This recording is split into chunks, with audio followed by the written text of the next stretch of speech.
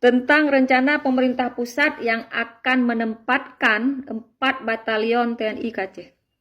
Ini masih rencana. Nah, rencana ini akan menjadi kenyataan kalau tidak ada aksi penolakan. Pekesep dengan penolakan dari masyarakat saja enggak. Hansep dengan cuma penolakan dari civil society, dari ormas, dari mahasiswa, dari masyarakat bawah Hansep. Penolakan ini juga harus datang dari pemerintah Aceh itu sendiri.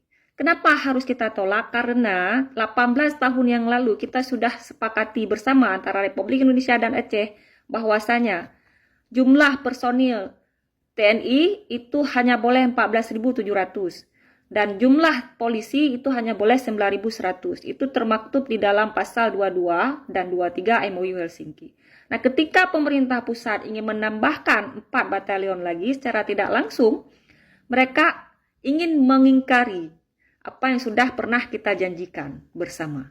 Tidak mau hal ini terwujud. Nah, salah satu cara yang harus segera kita lakukan apa? Penolakan dari civil society, dari ormas dan segala macam ini sudah terjadi.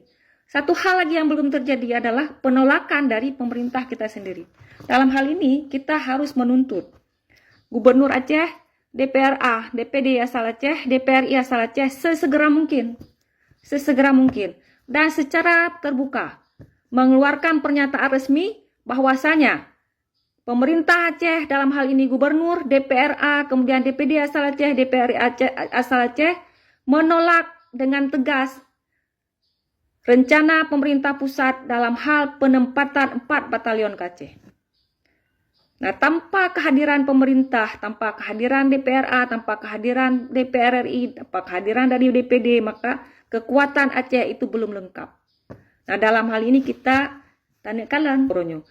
Na mana agam gubernur gitanyo, na mana agam DPRA gitanyo, na mana agam DPD gitanyo, na mana agam DPR RI gitanyo.